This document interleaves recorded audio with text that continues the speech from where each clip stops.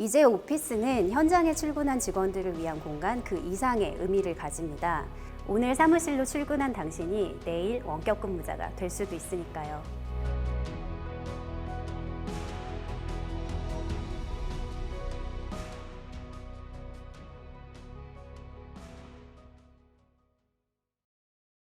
안녕하세요. 2021년 사무환경 세미나에 오신 것을 환영합니다.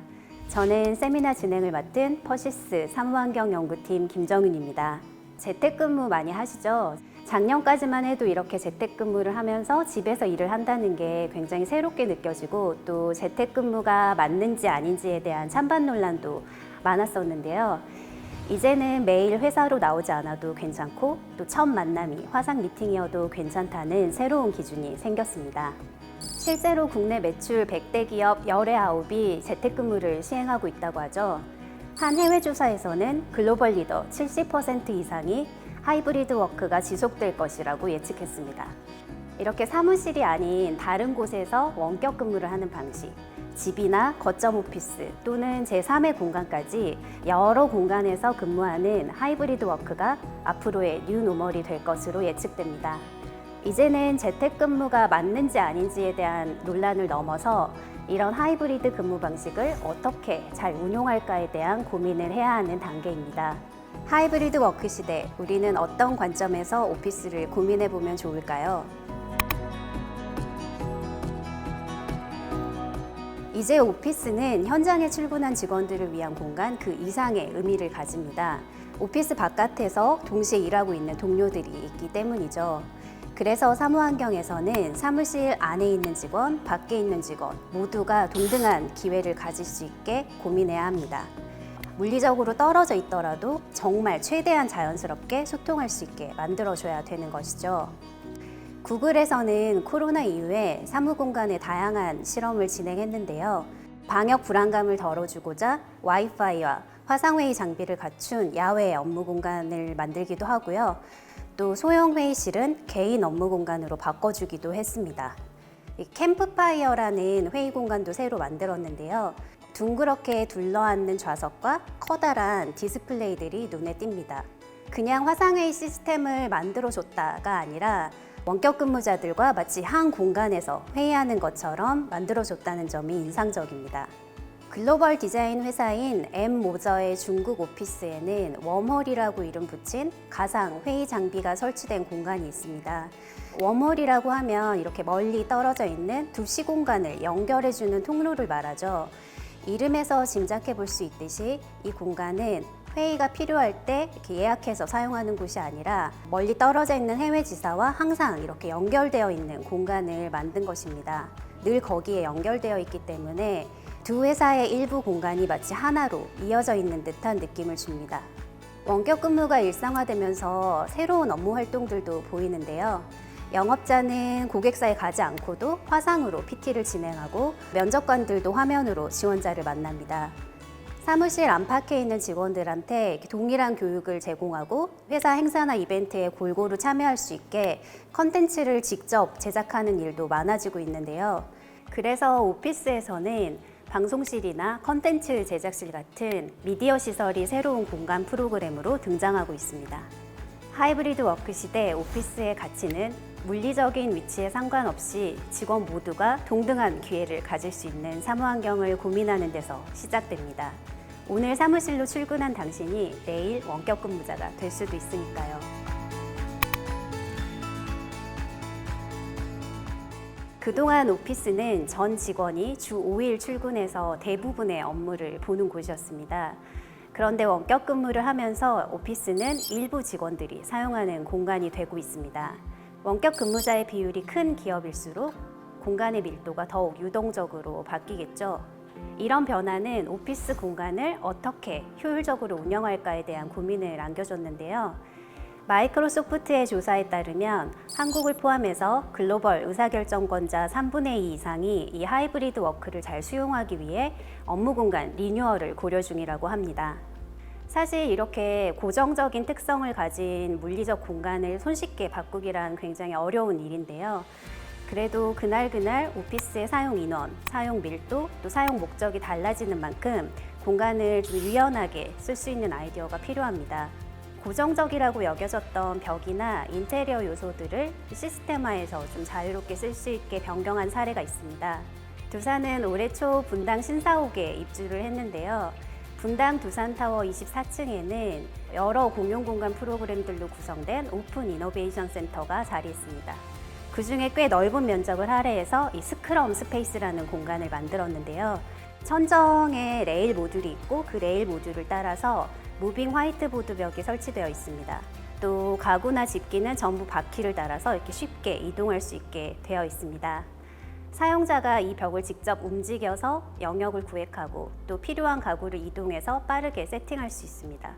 엔터테인먼트 영역을 혁신하고 있는 하이브의 신사옥에도 이런 비슷한 아이디어를 볼 수 있습니다. 하이브의 업무 공간에는 고정적인 벽 대신에 이렇게 그리드를 따라서 움직이는 모빌렉이 설치되어 있습니다. 이 모빌렉은 수납 역할도 하지만 사실 파티션의 역할을 하는데요. 그래서 사용자가 모빌렉을 움직여서 원하는 공간 크기만큼 영역을 조절할 수 있습니다. 또 필요하다면 모빌렉과 모빌렉 사이에 모듈화된 도어나 벽을 설치해서 회의실이나 TF룸으로도 활용할 수 있게 계획했습니다. 가구를 활용하는 방법도 있습니다. 밀도가 낮아진 어떤 공간에 다른 기능 공간을 만들고 싶을 때 조립형 부스를 설치하면 공사하지 않고도 쉽게 공간 속에 공간을 만들 수 있습니다. 일일이 개인실을 공사를 하는 대신에 부스를 이용해서 변호사 개인 사무실을 만들어주는 회사도 있고요. 또 오픈 라운지에 대형 부스를 활용해서 12인 규모의 회의실을 마련한 회사도 있습니다. 퍼시스 본사에서도 다양한 방식으로 부스를 활용하고 있는데요. 내부 구성을 달리해서 TV를 거치해서 회의 공간으로 쓰는 부스도 있고요. 또 선반을 달아서 5회 공간으로 쓰는 곳도 있습니다. 샘플 보관 공간이 필요해져서 레이아웃을 변경해서 부스로 영역을 구획해주기도 하고요. 또 바퀴가 달린 폰부스를 이동해서 원하는 곳에 두고 사용하기도 합니다. 오피스 평면을 빠르게 재구성하고 또 손쉽게 변경할 수 있다면 오피스의 활용 가치는 높아질 것입니다.